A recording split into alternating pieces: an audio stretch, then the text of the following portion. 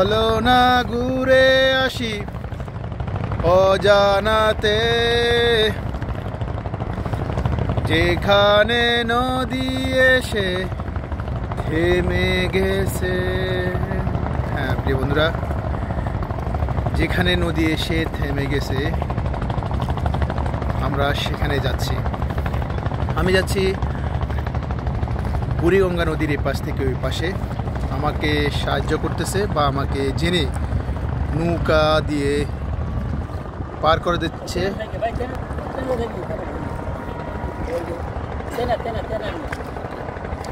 এই আঙ্কেলটি। আঙ্কেলের নাম কি? আসসালামু আলাইকুম। আপনার নাম? আব্দুল সালাম। আঙ্কেল, এই বুড়িগঙ্গা নদীতে কত বছর ধরে আপনি এই নৌকা চালাচ্ছেন? কত বছর? ও মাত্র 5 বছর। তার আগে কোথায় ছিলেন, কি করতেন?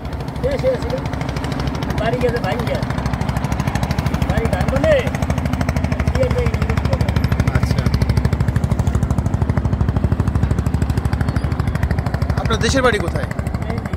মেহেন্দিগঞ্জ। কোন জেলা এটা? বরিশাল।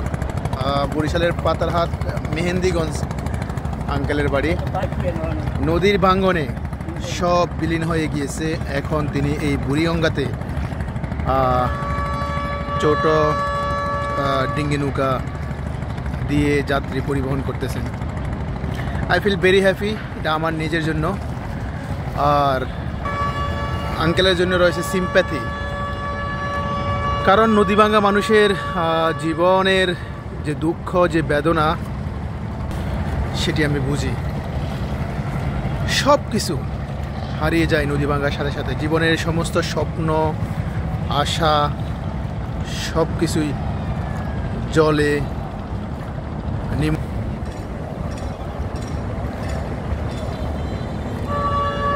সারি সারি অনেক ডিঙ্গি নৌকা দেখতে পাচ্ছেন। এই পাশে যাত্রী পারাপারের জন্য পাশে একটি স্পিড বোট দেখতে পাচ্ছেন। এটি হচ্ছে বাংলাদেশ পুলিশ বাহিনীর। নদীপথে নিরাপত্তা নিশ্চিত করার জন্য বাংলাদেশের পুলিশ নৌ ইউনিটের একটি স্পিড বোট। আমি বুড়িগঙ্গা নদীর এই পাশে নামবো। আঙ্কেল, এই পাশটার নাম কি? হ্যাঁ, তেলঘাট। খুব সুন্দর একটি নাম, তেলঘাট। শুয়ে আছি আমি।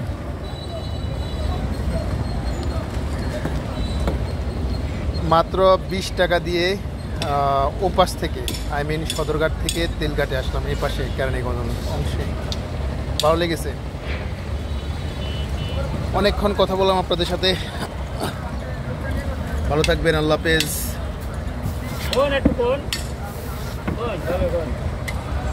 আঙ্কেলের অনুরোধে আর একটু বুঝতেছি। আঙ্কেল, সারাদিন কত টাকা ইনকাম করেন এখানে?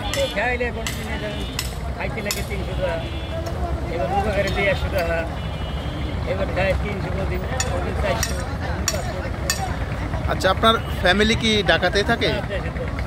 দেশে থাকে। আপনি একলা এখানে জীবন তুরি বাইতেছেন।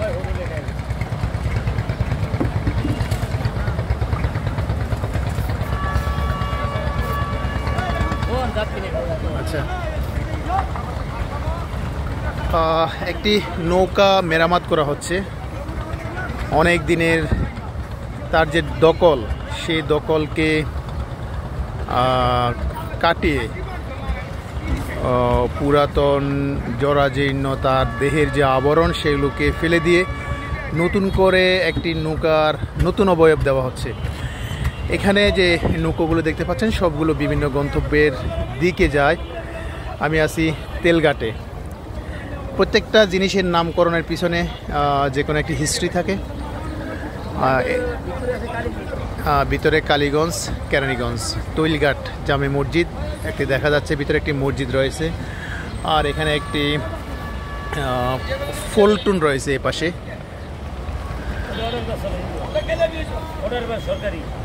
ওয়াটার বাস সরকারি। কোথায় যায় এগুলা? শ্যামবাজারে। তো আঙ্কেল, মোটের উপরে কেমন যাচ্ছে আপনার এই পেশা?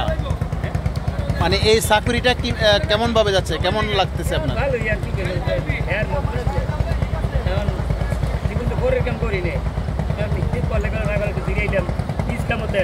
আচ্ছা, বেসিক্যালি আমাদের সবাইকে কাজ করতে হয় এবং সবাই কি নিজের কাজ করতে পারবে না।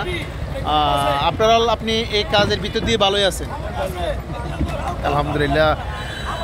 অনেক দিন পর একজন সুখী মানুষের মুখ থেকে শুনতে পেলাম যে ভালোই আছে, এই পেশায় জড়িত থেকে যা ইনকাম করতেছে তা দিয়ে সুখে আছে। আজকাল অ্যাকচুয়ালি এই ধরনের মানুষের সংখ্যা খুবই কম।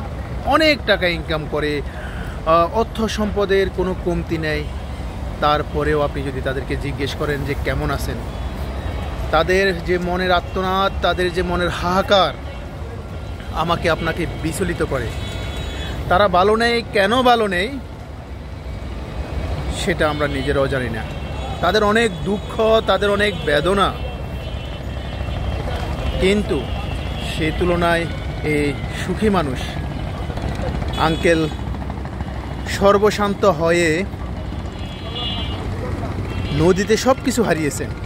অর্থ সম্পদ, জায়গা জমি সব কিছু হারিয়ে এই বুড়িগঙ্গা নদীতে ছোট্ট একটি ডিঙ্গির নৌকা দিয়ে তার জীবিকা নির্বাহ করতেছেন। তারপরেও তিনি বলছেন আমাকে, আমি ভালো আছি আলহামদুলিল্লাহ। অসাধারণ অসাধারণ। আঙ্কেলকে আমি অবশ্যই কংগ্রেচুলেশন জানাই। অনেক দিন পরে আমিও একজন সুখী মানুষের সন্ধান পেয়ে I am so much happy. প্রিয় বন্ধুরা, ভালো থাকবেন। আপনাদের জন্য দোয়া রইল। আপনারাও যে কোনো অবস্থায়, যে কোনো পরিস্থিতিতে ভালো থাকার চেষ্টা করবেন।